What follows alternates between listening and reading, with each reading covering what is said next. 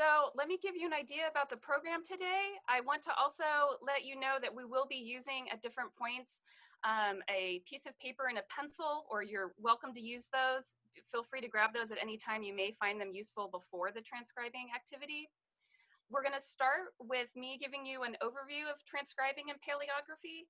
I want to emphasize that this is really a general overview in the sense that there's different quirks to different handwriting styles and different media that people are using.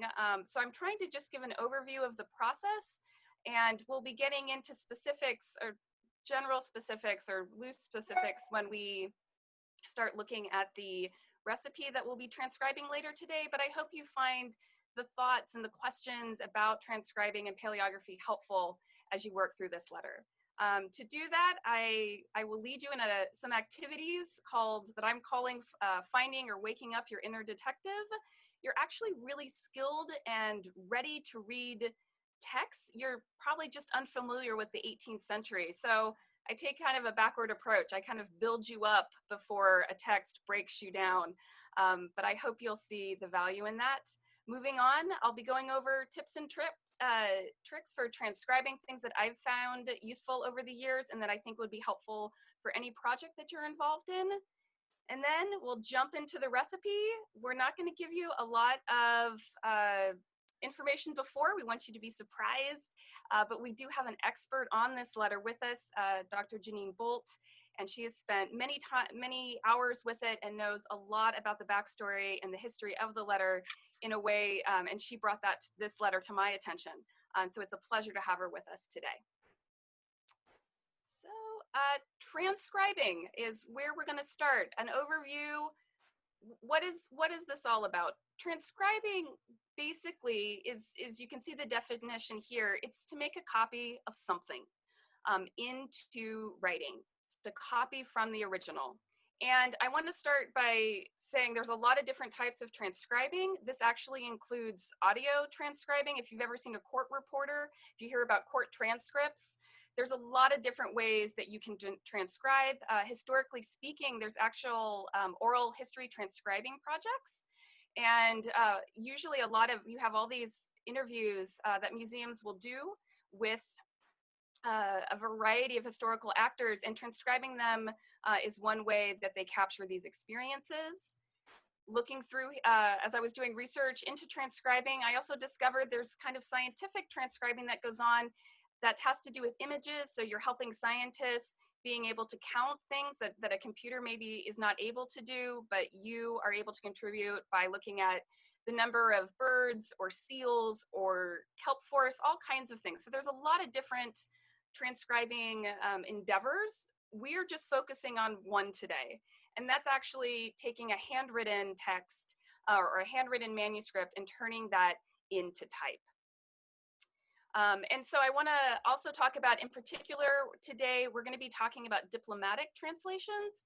And by diplomatic, what I mean is typing things out as they appear, or in our case, handwriting them out with minimal editorial intervention or interpretation, at least in theory.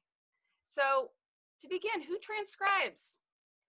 Many people, as you will discover: students, young professional, mid-career professional, retirees, genealogists, historians, people interested in history, people who are interested in mysteries. I find that in any group I transcribe with, there's always a wonderful mix of people with different interests and backgrounds. Where do people transcribe? At home and beyond. The vast amount of transcription actually up until now has happened at the individual level. So people working on their own personal research, and by that I mean professional historians, but also genealogists working on family histories. People transcribe in libraries, they transcribe in classrooms now, they transcribe now virtually with groups of people, and there are transcribing projects all over the world. And what many of these projects rely on increasingly with these crowdsourcing transcription projects is the internet. So now with transcribing gaining in popularity and crowdsourced transcriptions, we're seeing more of this done also in groups. And so I've shown here an example that's a something that I call a transcribe-a-thon. And that's a picture of me leading one on the left. And what that is a group of people who are interested in a particular handwriting style or source space get together, and we transcribe for maybe a couple hours. People come and go, people stay the whole time. And this is actually also happening virtually as well. And that was actually happening well before the pandemic. So this virtual transcription is really been underway for a while now. I'm actually still involved in a group transcribing at the Folger Shakespeare Library. I meet with them once a week, and I'm still practicing and still learning. But it's something that is, I think, was in some ways well designed to meet the challenges of this new virtual world. And what do people transcribe? They transcribe all kinds of things. It really depends on what your interests are, and the more you look, the more variety you'll find.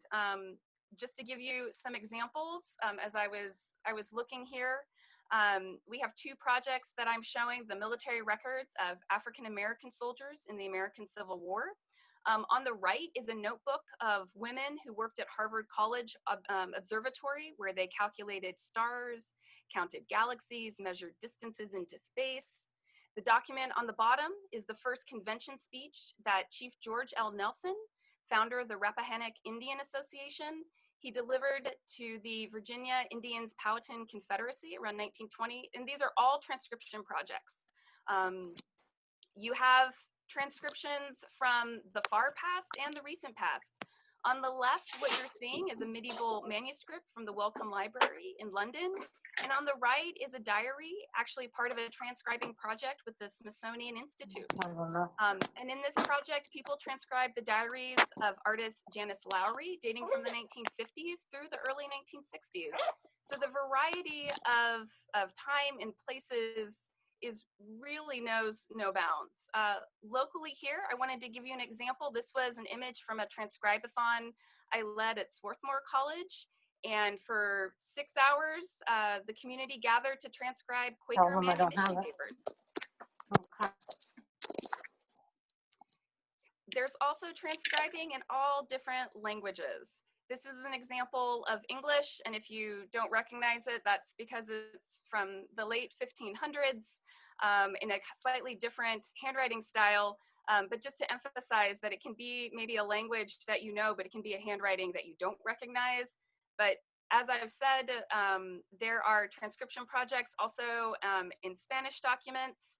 I've been really excited recently by some of the digital projects that are working with indigenous languages. This is the Teacher Project, and this is based out of Haverford College, and they've digitized and made available for transcribing this colonial Zapotec language, that's an indigenous language, for people to transcribe. So these are all, what I'm highlighting here today are crowdsourced transcriptions that exist both locally and nationally, and I'm only highlighting maybe some of the more well-known and larger projects. And as Alexis mentioned, we'll be sending out a follow-up email so you can see all the resources that I've mentioned here. And I wanted to take a moment to pause and explain actually why these crowdsourced transcription projects are game changers. People working individually has meant that the material stayed with them. The crowdsourced projects, like the ones I'm highlighting, are so powerful because the transcriptions people create have more of a chance of reaching more people because their contents are being made accessible through keyword searches and often open access editions. And that really gets at one of the primary reasons that anyone transcribes. Transcription is about providing access. Many manuscripts are, for a variety of reasons, they're inaccessible to people because of the handwriting. And transcribing is about helping more people actually reach into the archive. And the rise of digital transcription projects, it helps people transcend the barriers of travel and disability-related issues that can prevent someone from even actually going into an archive. Transcription also makes sources accessible for speakers of other languages who find it easier to translate from a clear text. Like translation is enough of a challenge without putting transcription sometimes in addition to that. And this is also true for people that use screen readers and voice-to-text technology. Let me stress, though, that all the crowdsourced projects I am discussing rely on internet access, which for far too many people is still not as accessible as it should be. This continues to be, as soon as they open, yet another reason to support local libraries, because it is local libraries that not only step in to provide internet access, but they also host these events and they allow people to gather together. Why other reasons why people transcribe? People like the challenge. They like the puzzle solving aspect of transcribing. It's almost like working out a puzzle. Another reason that people like transcribing, and this may sound a little counterintuitive, but it encourages a slower pace. Unlike skimming something for content, transcribing forces you to confront new words, phrases, and difficult handwriting as you slowly work your way through a document. And another thing I would like to offer, and I feel like this might be strange, and I don't always point this out, and obviously it depends on the content, but one thing I've come to like about transcribing is it feels like a confined problem that I can solve. And in a time when there's so many challenges and issues at hand, and I feel even during when we first started quarantined, and I felt that I was agitated or I was getting antsy or I was nervous, I found that sometimes transcribing I felt actually very soothing. And I know that that still may sound strange, but it felt really nice to be able to focus on just a page and just one word or a problem. And I really enjoyed that. So next we move on to paleography in manuscripts. So in order to transcribe many of the projects that I've described, it requires reading old, sometimes really old handwriting. So, and why do we transcribe and learn this paleography to read manuscripts? I want to emphasize that sometimes these are stories that up until now, editors or scholars did not think was important. Or maybe people are uncovering history that is really important to them personally, such as family history. And as a historian, I can also tell you from personal experience that sometimes published records are wrong. And I'm not talking about mistakes. I mean, everyone can make a mistake when publishing. I mean, I understand that. But I'm talking about actual edited editions, such as town records from the 19th century, where you actually have examples of editors that have censored out information that they thought was inappropriate or might cause embarrassment to current descendants. Sometimes these editors tell you that they're taking material out.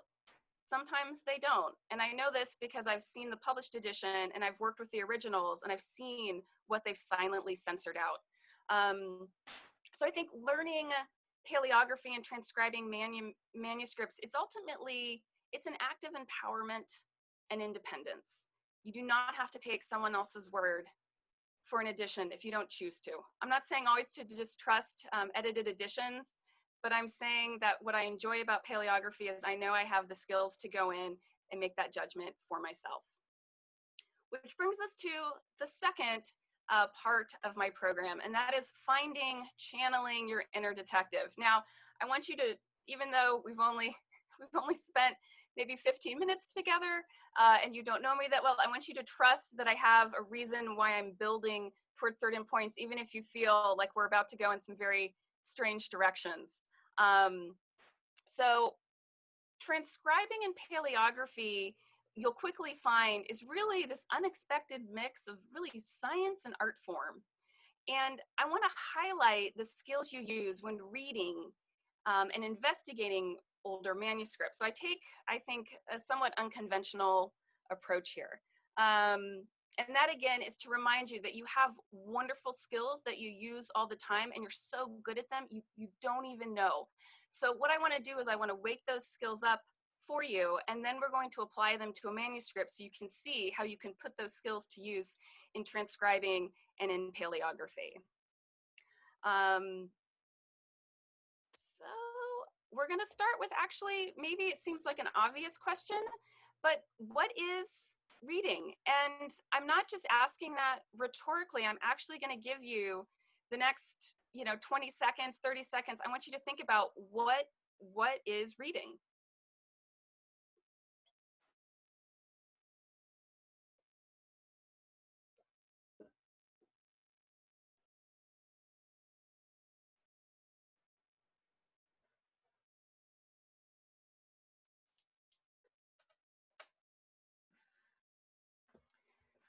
So I hope you have that in mind, because we're going to come back to what you thought or what you think reading is, and maybe you won't change your mind, but maybe you will.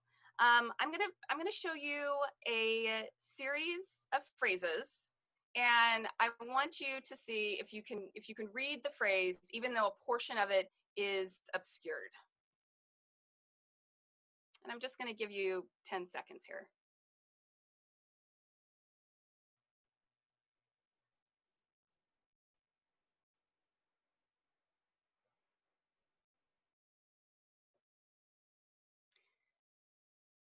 So part of the reason I only give you 10 seconds, 15 seconds, is that that's probably all you needed. I actually really am sorry I can't see everyone's face during this exercise, because what I enjoy is the look of everyone looking at me like I'm asking them just the most obvious questions in the world and they don't understand.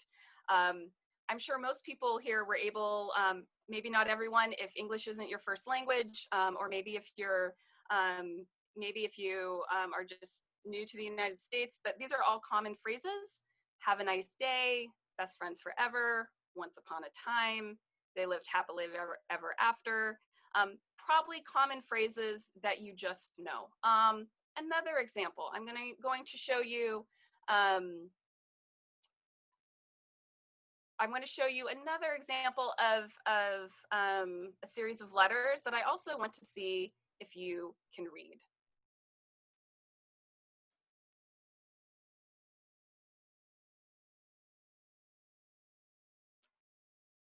Again, you've probably already almost instantaneously filled in many of those letters with phrases. Abbreviations are another example of your cultural knowledge, allowing you to understand and interpret letters in a message almost instantly. For laugh out loud, for your information, thank goodness it's Friday. Again, your cultural knowledge is kicking in really, really quickly to allow you to process all this information, again, almost instantaneously. I'm going to give you another example. Maybe you've seen this meme. This was going around the internet a while ago. Again, I'm going to give you 10 seconds to see if you can read it.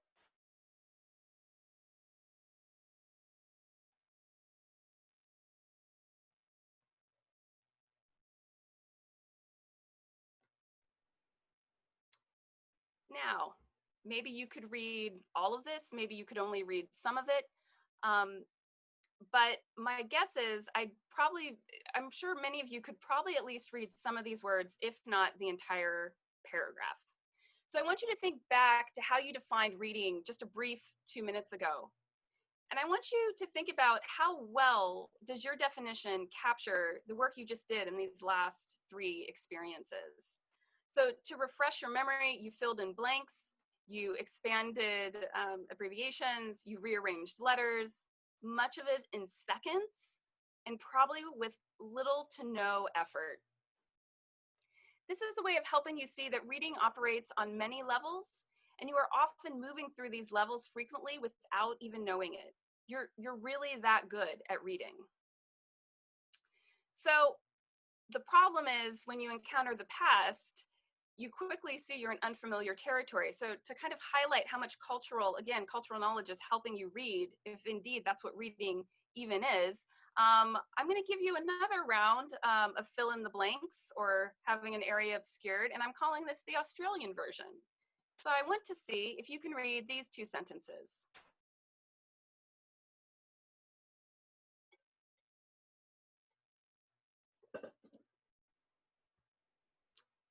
My guess is, unless you've spent time in Australia, or maybe you have an Australian friend, maybe these phrases are a little bit harder to read because you don't know what the words are to fill in. So to fill you in, this would be, the first one would actually be, the blank would have been ankle biters, meaning a small child. And the second one, my new favorite, budgie smugglers, to describe a Speedo. So again, I highlight this here to show you that sometimes you have to, when you start transcribing, you wonder, am I reading because of what I see, or because what I know should be there, or what I imagine is there? Reading becomes very complicated very quickly. And again, as I mentioned, when I talk about the past being a foreign country, you have to think about that when you're transcribing. And you need to approach transcribing as if you are traveling to another country, because there will be new words and phrases and way of doing things that will be completely familiar to you. So that is the challenge, and that is part of the fun in reading old manuscripts. You are seeing the past without many of the filters that we normally use. And this is also why some people like transcribing, because they can't rely on their normal reading toolkit. And when you transcribe, you don't skim, you have to slow down. So how does this all, or maybe you're starting to see how this relates to transcribing. Again, you'll quickly see, you're wondering whether when you're transcribing, how much of your intuition is starting to affect what you're doing. You see a squiggle and you know what they mean to write, and then you think, do I write that down? Because technically they didn't write it, but they meant to write it. The more time you spend with someone's handwriting, their world and their time, though, the easier it becomes to read these words and to intuit what they mean. Now, my next challenge for you is to demonstrate something that may seem like a strange thing to point out, and that is the limits of transcription. Transcribing a manuscript can be both exciting and frustrating. And it's exciting because, as you're about to see, there's a lot you can learn about a writer and his and her or their world by working with a manuscript. But much of that information will never make its way into your transcription. And that continues to be a question for transcription projects. How much do you attempt to represent a feature from a document? So looking at the manuscript I've got up on the screen here, you can see that a P begins this page, but it's quite ornate. It's quite large. It uses, you can see the artwork. But again, the question becomes, if you were transcribing, you would just be typing a single P. Does that really represent the P that you see there on the screen? So with this in mind, and for those that have never worked with manuscripts, I want to introduce you to some things we can learn by working with a manuscript that is not clear from a transcription and is difficult to transcribe. It's also part of the joy of working with transcripts or manuscripts. And again, I want to show you that these are many skills you already possess. You just need to realize that you can use them with manuscripts. So for many people, they've only worked with transcriptions and they don't realize, I mean, in my mind, what they've been missing. So we're gonna have a transcription versus manuscript challenge game. So I'm gonna show you a series of 5 images, and I'm gonna ask, I want you to think of these 3 questions for each image. Judging from the image you see on the screen, do you have any idea about who wrote it? Who was the intended audience? Anything about the motivation or intent of the message? So I'm going to show you what I would call a transcript of a document first, and then I'm going to show you images. I want you to, I'll give you about 10 seconds per image, and then I'll move on. As you'll see, you won't need all that long to get the gist. But I want to see how much you can deduce or guess about the manuscript from these questions. So the first image is this transcript. Who do you think wrote it? Who was it addressed to? Anything else?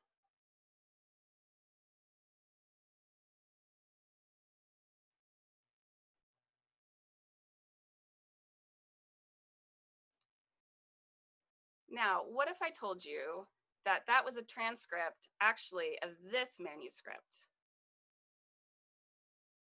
Who wrote it? Who do you think it was addressed to? Anything else?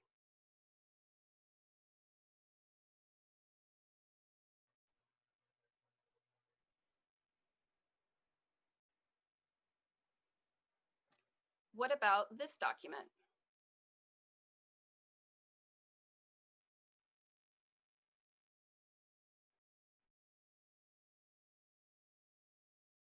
What about this image?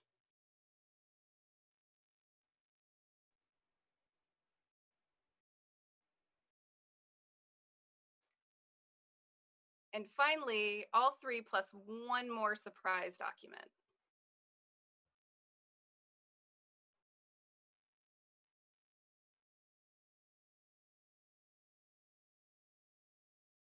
as I'm sure you've realized by now, seeing a message in its original context makes all the difference. And you know that. I don't have to teach you that. You already are doing it all the time. But you may wonder, and I enjoy when I show this to classes, mainly because of the gasp I get on the last slide, the image you see on the bottom far right, because there's always a gasp as people talk about potentially homemade craft or something a little, someone a little more ominous sending the last message. But as you can see, you've already probably been able to guess about the ages, maybe who some of these messages were addressed to, but they're decidedly tell you a lot more than looking at the transcript. So how does this work in historical documents? Let me show you. I'm going to show you two letters. And for maybe the only time in history, this historian is telling you, do not read the words. I mean it. Challenge yourself not to read the words, and rather, I want to see what ideas you might have about the writer, his, her, or their life from other clues. So think about what you could learn about this writer just from looking at the appearance. Again, I'll give you 10 seconds.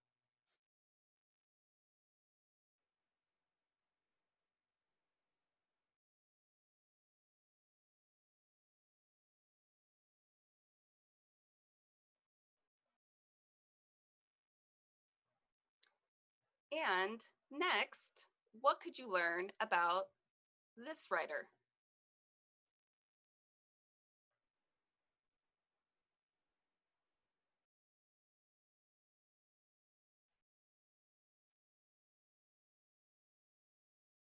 And then for helpful comparison, let me put the two letters side by side.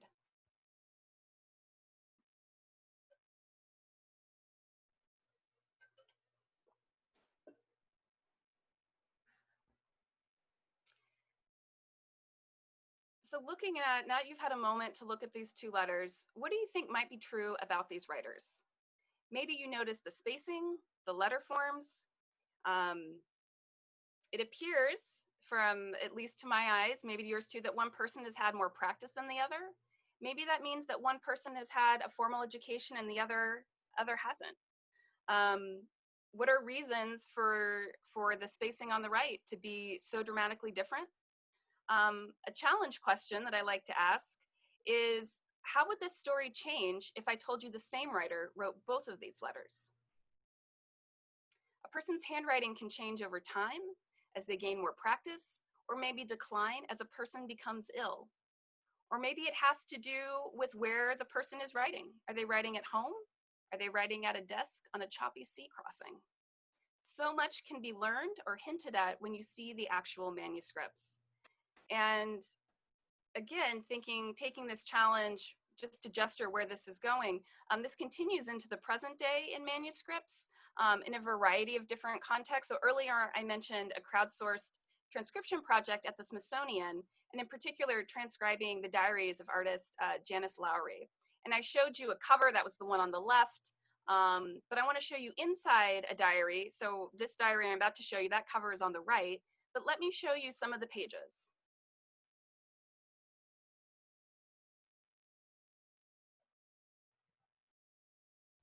So as you can see from these beautiful images, there's a lot that can happen on a page that transcribing will never be able to capture. And that is a frustration for transcribers everywhere, but it's also an emphasis why, with this rise in digital crowdsourced transcription projects, ideally, it's great when you can have both working hand in hand, when you can have an image and you can have a transcript, and people can use those in different ways. So now, the third part of our program, which is tips and tricks. And I hope, again, I can answer questions at the end, but I find this is helpful for most transcribing. The first tip when it comes to transcribing is most projects will actually ask you to spell the word as the person wrote it. So you want to turn off autocorrect if you're using a word processing document. And it gets to be, it's a strange world where you're asked not to correct spelling, but it actually is easy to get used to that. More often than not, I get questions, how can you figure out a letter that's giving you a problem? One of those things to do is to look for that letter in another word that you do know. So maybe you don't recognize that letter in this unknown word, and that's why you can't read the word, but maybe that letter in another word begins to make sense. Putting down each letter that you can see or think you see. Sometimes you feel like you're close, but you're not quite sure. So an example I gave here was maybe I look and I see the word N-I-I-L-L-E-R, and I'm thinking, Niler, what is this? And I realize it's not N-I, it's actually an M.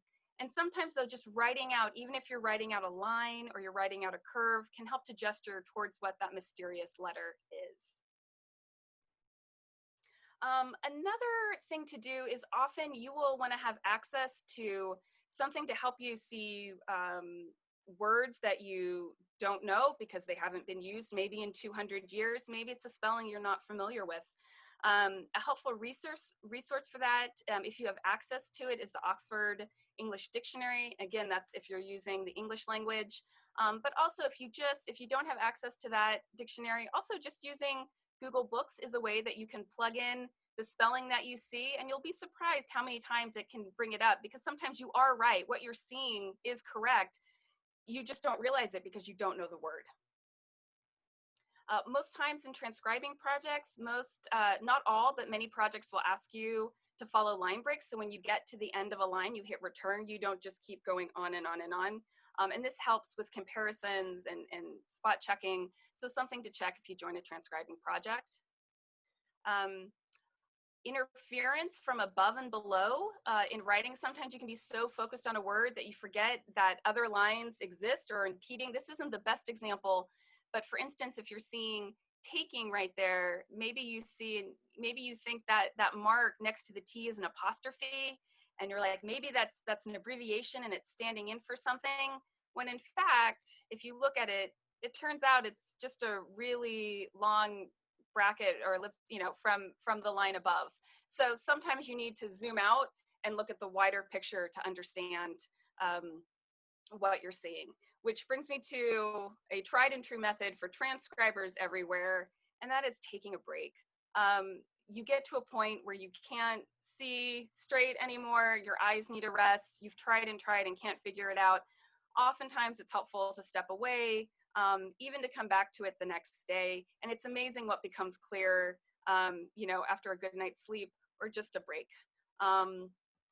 Also important to keep in mind, and you will see this in the letter today, there is no standardization during most of the periods, definitely the 16th, 17th, even into the 18th century. Phonetic spellings are standard. Capitalization is often about feelings, as is spacing, as is punctuation. And that's not necessarily because someone didn't have an education or wasn't a good writer. It just was a different standard for writing depending on your education level, but plenty of people had plenty of education and would still spelled phonetically. And I want to remind you, manuscripts are richer for them. One of the ways that scholars are able to capture accents is because of phonetic spellings, and once you move to standardized spellings, people's accents disappear, and that's really a loss. Finally, a tip, and that is if you enjoy transcribing, see if you can find a community and practice with them. It's not only helpful because I find it often more fun in a small group, but also having multiple sets of eyes is very helpful. So finally, maybe the moment you've been waiting for, jumping into an actual transcription. So now is the moment to take out your paper and pencil. If you want to, you can use a Word document. I'm going to ask that you begin with the first line / title. There's going to be numbers. You see there, don't include the numbers. They were made at a later date for other reasons, and for our intents and purposes today, you can exclude those. I'm going to give you about 5 minutes for just doing the top part of the letter. And so afterwards, we'll review the first 10 lines and identify 2 common paleography and transcription challenges in this letter. And then we'll have an inside look at the letter with Janine Bolt. So just one more tip for transcribing this recipe. If you're not already familiar with the mid-18th century, they used something called a long S. You can see it here in the word ashes. Be ready for that. And again, do not include the 72-4 that you see. I'm going to have an image of the letter up on my screen, so you can use that there. Also, Ali and Alexis will be dropping in the link into the chat box so you can pull it up from our digital library at APS. So your 5 minutes starts now. Enjoy.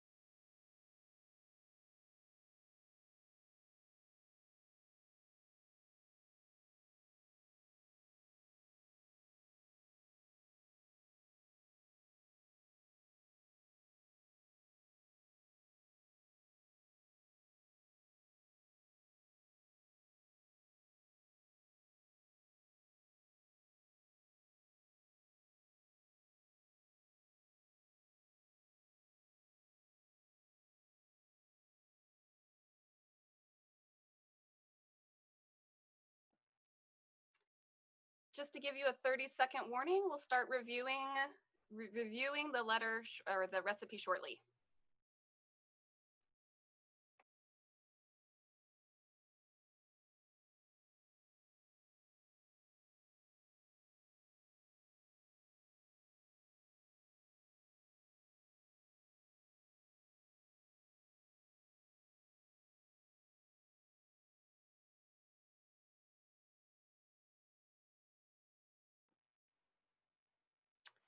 Okay, and that marks a very quick 5 minutes. I hope you were able to work through some of the lines. I want to do a brief read, and then again, highlighting some conundrums that we encounter when we transcribe. So I hope you've probably already become well acquainted with the phonetic and unstandardized spelling if you did just a couple lines, including with the first one. So we have for making a crown soap, set a leach or leeches that will contain 18 bushels of ashes and one, and that's WON, bushels of stone lime, 2 hogsheads, heads with no A, will do. They must be very tight, made clean, a hole bored in the bottom near the chine, but not close, nor near a seam in the head. And you can see head with a large tap borer, fit a pine plug to prevent its leaking. Let your leach be set high enough to set a tub under, and with a very small descent towards, notice towards is 2 words, the tap, surround the hole inside with. So already I hope you've gotten a taste for what reading the 18th century looks like. I want to highlight just two questions. I'd be really curious here. If you look into what is the third line, we have the word bushels. So I want you, if you transcribe that line, I'd like you to look at those 2 words. And my question, I'd be really curious to know how many people transcribed bushels the same way for both times. Why do I ask that? So when you see bushels, you'll see in the first, you see that U, but in the second bushel, there's not actually a U there. I mean, you know it's there. We know she means bushel. So the question becomes, do we transcribe that second bushel with a U or without a U? I don't have an answer. This is a common question with transcribing, is how much of a letter has to be there? How much of that intention has to be clear for us, the transcribers, to record that on the page? Another question that often affects transcribing is, I'm bringing your attention again, if you got towards the end, you can see quite a few lines down, almost 3 up from the bottom, part of the word prevent. And then if you look just the next line under, you'll see the word under.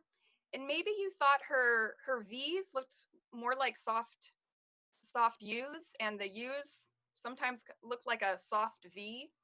And that is actually, if you felt that, then what you're picking up on is actually something that comes from a handwriting system that was on its way out, actually had been on its way out for quite a few decades. It was the handwriting system that her mother learned and was used in the 17th century, where V's and U's were almost used opposite. So where we would use a U, the previous system would use a V, and vice versa.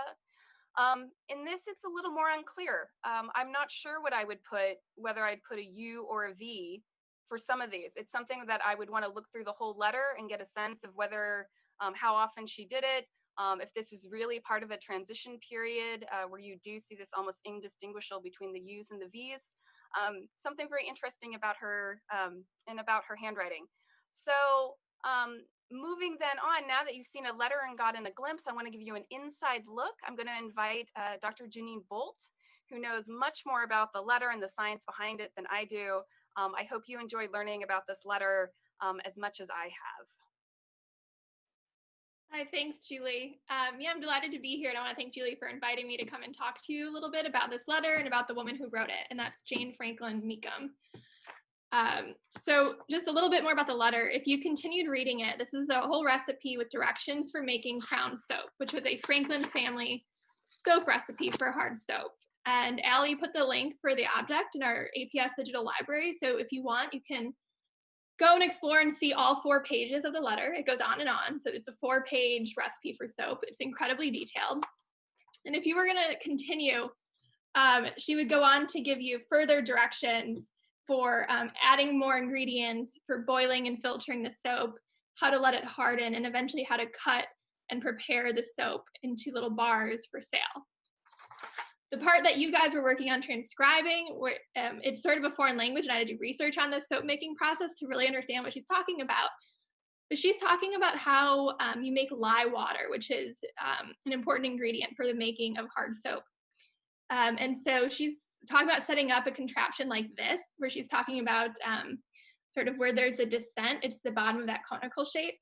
And then underneath, if you were to keep reading the recipe, she talks about adding a barrel to the bottom and adding filtering layers. And so you would add the ash and limestone into that conical shape, and then you would leach all of the lye, and it would make an acidic lye water.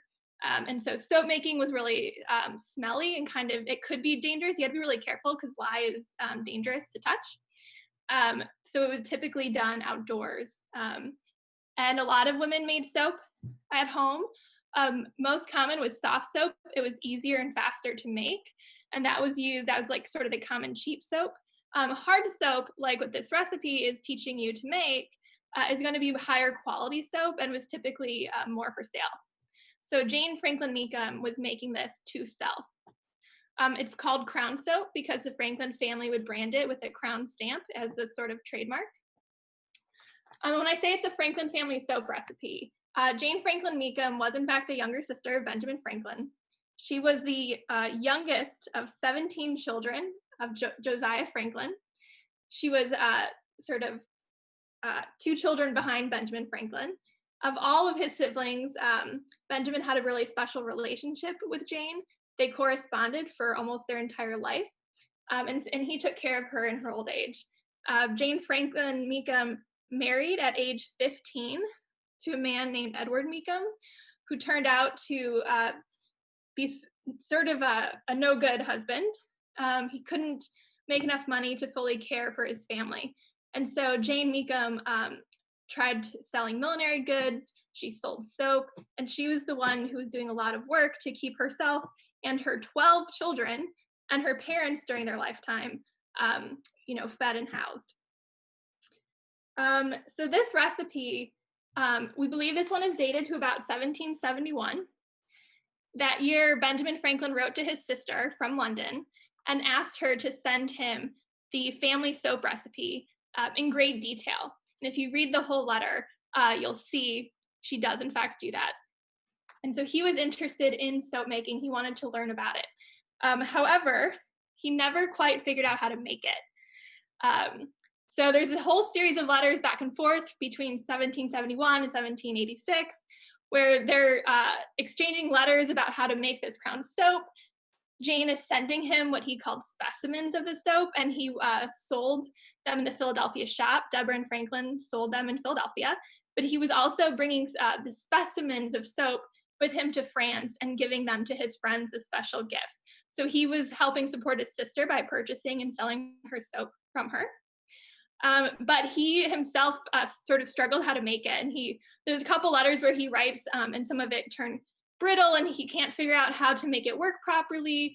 And she writes back to him, there's a great deal of philosophy in the making of crown soap. In other words, you can really only learn it through practice. And Franklin never quite masters it. And so there's a second recipe that Jane Franklin Meekum writes. It's undated, but it descended in the Beish family papers. I think, my suspicion is she wrote it down for a niece or a nephew. Because at the top, it says, "My brother in his lifetime told me it could not be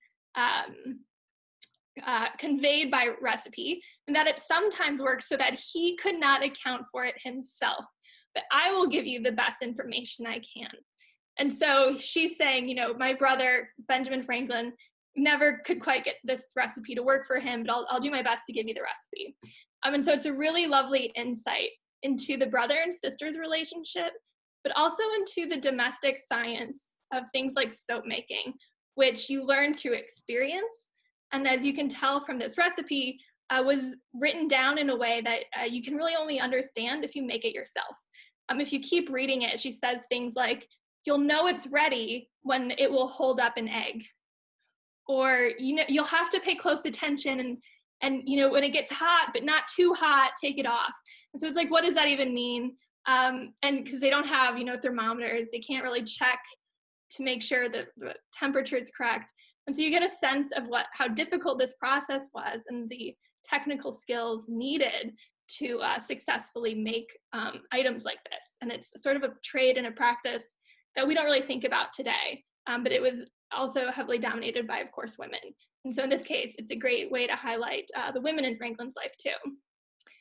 Just a quick note, because Julie talked at the beginning of this program about how archives privilege, sort of certain voices above others, but so do cities, historic sites, and preservation priorities, right? Jane Franklin Meekum lived in a house on Unity Street in Boston. When Benjamin Franklin died, he purchased the house for her because he knew she would never be able to afford a place to live without help. This house was torn down. You see it on the left side of your screen. The house was torn down in 1939 because it obstructed a view of a Paul Revere monument behind Old North Church. So we get a sense that, and they knew that this was her house, and so you get a sense of how the city of Boston and these preservation efforts were less concerned with preserving the history of this house and Jane Franklin Meekum to clear the way to see another statue of someone like Paul Revere. And so what you see on the right, that sort of big open courtyard space, that's where her house stood. And here's another view. So her house in this illustrated book is mentioned. They knew this was her house, but it's the one on the far right where all you see is the corner. So it's not even depicted in full in this illustration. And so just another sense of how we approach history and what gets preserved and why are important questions to ask anytime you think about a historical figure.